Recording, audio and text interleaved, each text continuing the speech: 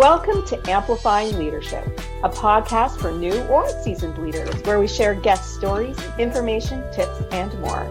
My name is Tara Lehman, and I am a partner, coach, and consultant at Twin Life Coaching and Business Services, of which Amplifying Leadership is a division. For our leadership clients, we aim to support you through this podcast, tools, coaching, workshops, community, and more. To learn more about us, please visit amplifyingleadership.ca. Today, I am welcoming Teresa Rand, former president and CEO of the YMCA, founder of Teresa Rand Consulting, and founder of Boss Lady Community and Boss Lady Podcast. Teresa also helps organizations build better leadership and communication skills. Welcome to the show. It's nice to be here. I've been listening and preparing and looking forward to it. So thank you for having me. Of course. And you and I are talking about one of my favorite leadership topics. But before we get to that today, why don't you tell us a little bit about your leadership journey, and because curiosity has got me, where the name Boss Lady comes in with all of that. Okay, I'll do that, Tara. Well, first of all, my journey is I'm at an age where most people my age worked for the Golden Watch. So I stayed with one company for 30 years. Now, with that company, the YMCA, obviously not for profit, I moved several times, because even though it was the same organization, I went to different cities and different states throughout my career, but started with that organization before I turned 30 and worked there 30 years, and then decided I was ready to do something different, didn't want to move again. And I went out on my own, but my career took me a lot of different avenues. If I had stayed where I started with the YMCA, it was a small town, a small Y. They've never had a female CEO, and they still to this day do not. So I kind of knew that. I'm from Georgia, if you haven't picked up on that. And I knew the town I lived in, and I love it, but I knew I needed to move if I was going to accelerate my career. Yeah. So I did, and moved 2 more times before I finally ended my career the last 10 years as the CEO of our association here in Volusia County, which is in Florida. Awesome. And, I have to say, I also, too, was with my organization for over 23 years. And, I didn't have to move, thankfully. There's only one site here in Canada. But it's always nice to hear that someone else found an organization that worked for them. Absolutely. So the name Boss Lady, why don't you tell us a little bit about that as well? Because I'm very curious about where that comes from. I did not originally start Boss Lady. And when I decided to leave the Y and decided to go into consulting, this whole Boss Lady thing was not in my business plan. Okay. There was a young woman here in town who had a Boss Lady community for young entrepreneurs. Oh, interesting. She had started it, ran it for a couple of years, and she had invited me to speak to her group one time. And that's how I got connected with her. I knew her through community involvement, but I spoke to the group, and then she moved to New Mexico and is still there, never came back. And I kept hearing some of the young women saying, we miss Boss Lady, we miss it. So I was like, well, why don't we start it back? Yeah, bring it back. Love it. I pulled a few of the young women together. We all went to lunch, talked about it. And I just had a couple of caveats if I was going to start it back. Number one, that it wouldn't be just for entrepreneurs. It's for any woman in a professional setting. And it was not just young. It was any age, any job. And we didn't just say one industry could be represented. So we have multiple doctors, we have a few lawyers, we have real estate agents, we have Mary Kay salesmen, and we've got everything. Because I believe when we do that, we start operating out of the scarcity concept, and there's enough business for all of us. So it doesn't matter to me if we have 2 of everything or 3 of everything. But I started it up, and I did reach out to the young woman that originally started it, and we agreed. We worked with our mutual attorney, and I bought all of her intellectual property and everything. So that's been 5 years ago. That's amazing. Congratulations. Thank you. And the podcast was a spinoff. That too was not in my plan. But during COVID, it was one of the things I did when I got bored. So many people came up with things during COVID that actually are working now. Yeah. And so, on my podcast now, the Boss Lady podcast, I've gotten over 17,000 downloads. I've had some great guests. Amazing. I look forward to having you on. And me too. You don't plan everything, but you have to be willing to pay attention to what might be coming your way. I 100% agree. That's awesome. So let's get to my favorite leadership topic. I'm sure everybody who's been listening to my podcast knows this by now, but it's communication and those key skills for leaders. So I want to start with maybe what you're hearing or you've experienced of those challenges around like poor communication. We all have had that, but what are your thoughts on that?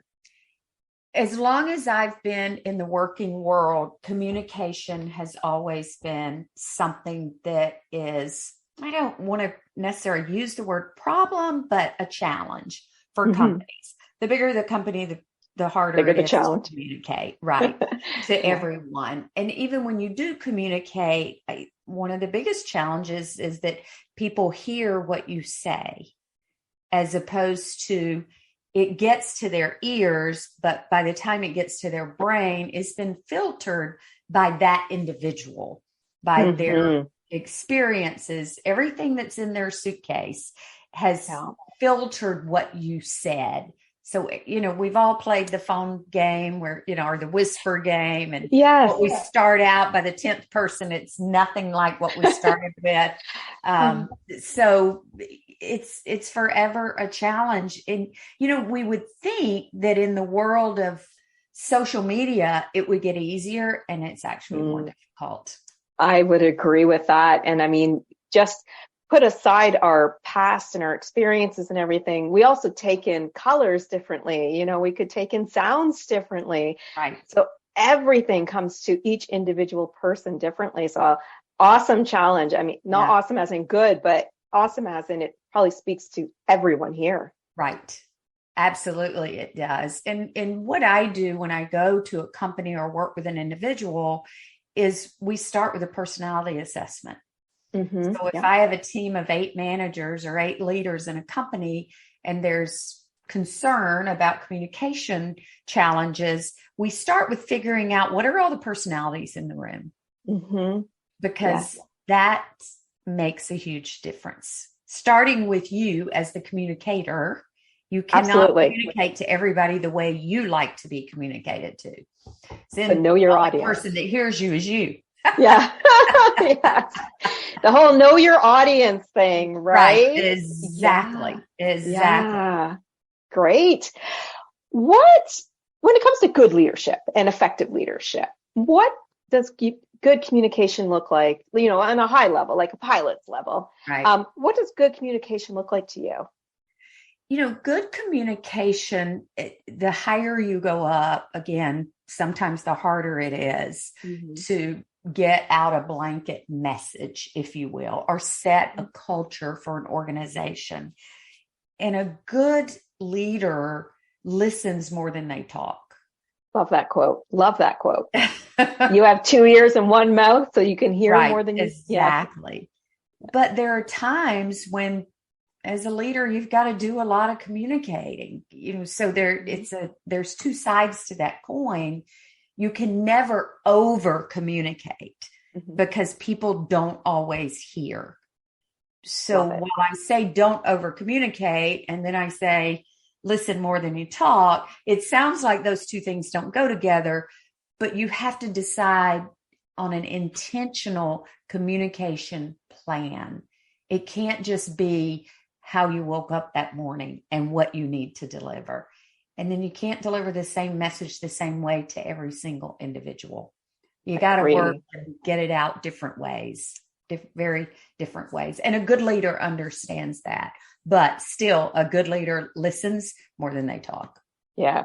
And I love the word intentional about it as well, because when you do know your audience a bit more, you can be a lot more intentional about how you communicate to them. Absolutely. It has to be a plan. It's just like everything else. Yeah. There are emergencies and crises where we have to talk, the microphone's in your face because something tragic might have happened or something newsworthy. But even those we can plan for. Yes, And absolutely. plan for crises management and how we're going to communicate. And if we don't, we will mess it up because then you've got nerves and emotions and fears. And you if you don't plan for regular communication, you certainly should plan for crisis communication. And there are people out there that do that for a living that will teach you how to respond to a crisis. And it's so important because when a crisis comes up, you want to make sure that you have everybody behind you, right? Your employees, everybody, the board, whomever it is. Everybody. Absolutely. Yeah. So important. So important. So if we go away from crises and we kind of look at something that a lot of leaders forget to do, which is practicing gratitude or showing that you're appreciating your employees. So let's talk about communication and appreciating employees and showing gratitude because they are vital. So what are your thoughts on that? What are your thoughts on all that? Tara, I love that you asked this question because so many times people don't put employee appreciation and employee communication together. They think they're two very separate things. So this is a fascinating question that most people don't think about, even putting them in the same topic. 80% of people, in as long as I've been in business, leave a company because of lack of appreciation. It's huge. It's absolutely huge. And that number has not changed in over 30 years. It's defined differently. You'll see they leave because they don't like their direct supervisor. Well, when you dig into that, it's because that direct supervisor hasn't done enough appreciating of that. Yeah. And it goes over and above. Yes, they get a paycheck. Yes, you're going to pat them on the back. Maybe they get a turkey at Thanksgiving. I don't know. But again, it's knowing that employee and what motivates that employee, which is another piece of that personality. I may not want a turkey at Thanksgiving. I may rather have a $25 gift certificate to get my nails done. I don't know. But knowing your employees helps you communicate better and helps you appreciate them better. And I can speak to this directly because I am it's not natural for me to thank people and take a lot of time when I was the CEO. So I had to, again, the word intentional, be very clear with myself.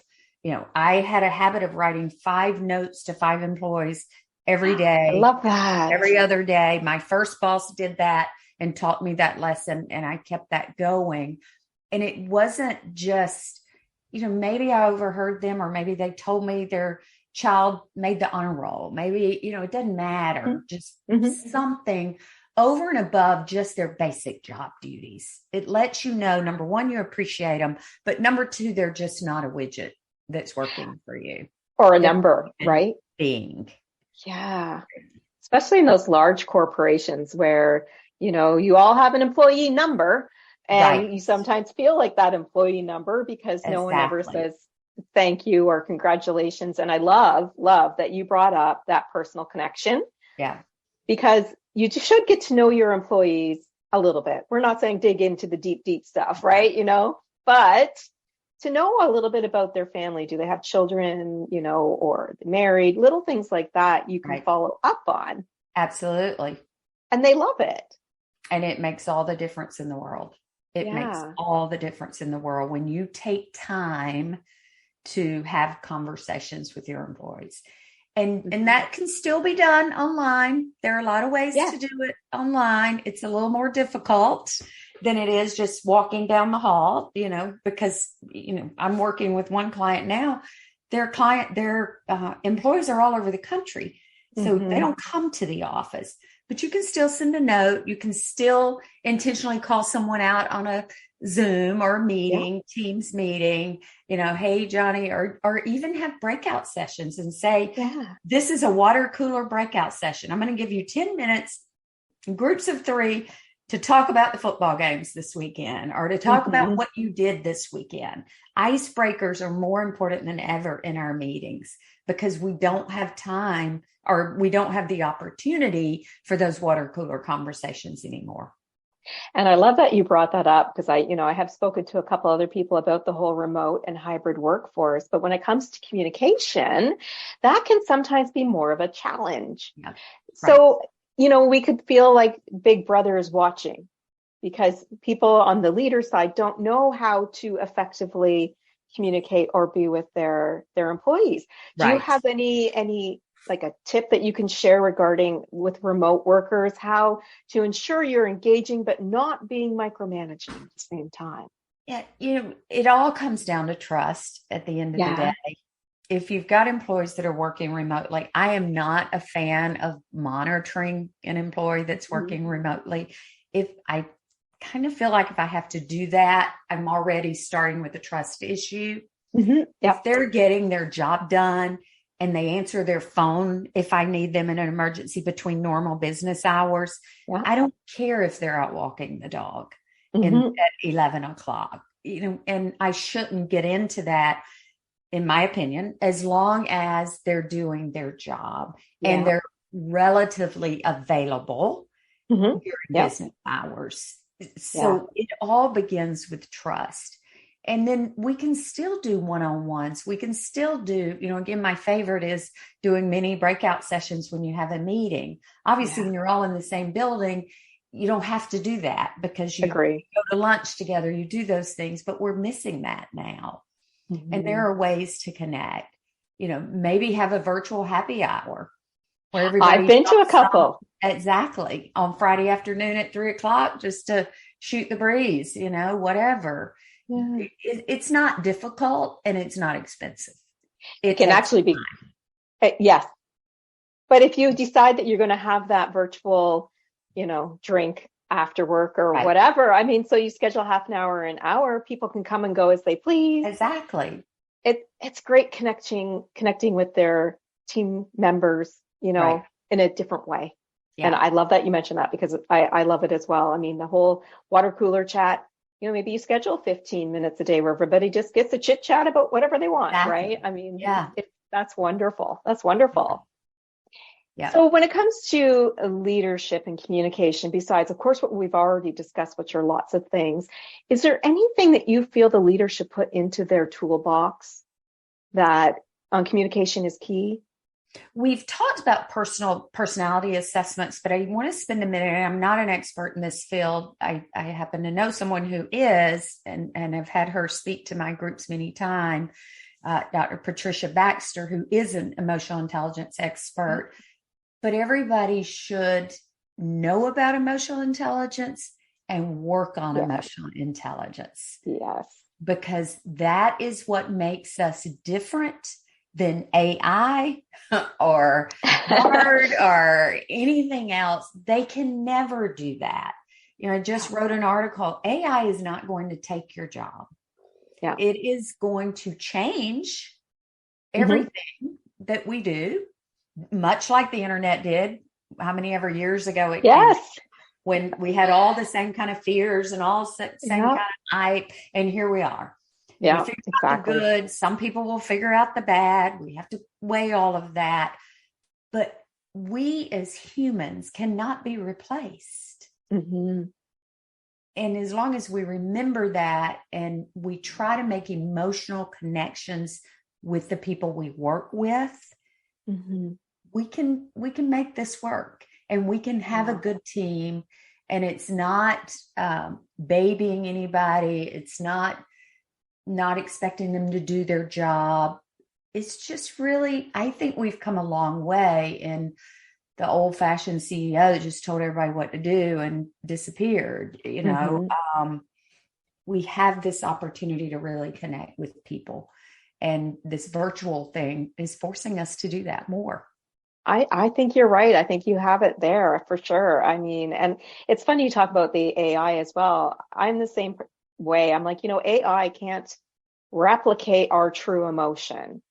It can't, so there's things there that it just can't replace. And you're right. Emotional intelligence is so important for leaders. so important to have in their communications toolbox. It's how you connect, right? It's how you connect. And I encourage anyone, I don't get any money from Dr. Baxter, but maybe I'll send you her link. But if you look up Dr. Pat Baxter, she truly is an expert. It's what she did her PhD in. And she's written many, many books on emotional intelligence. I've had her speak at a women's conference that I do every year. And they just peruse her website or grab a book of hers and you'll learn a lot about emotional intelligence. It's that important. A great resource. Thank you so much for the resource. It's always great to share those, especially when there's a key one out there. Yeah. So if you had to leave our audience today with that one big takeaway, that one big tip to help them grow past some of their challenges around communication with their teams, what would you say? What would you want to make sure they have?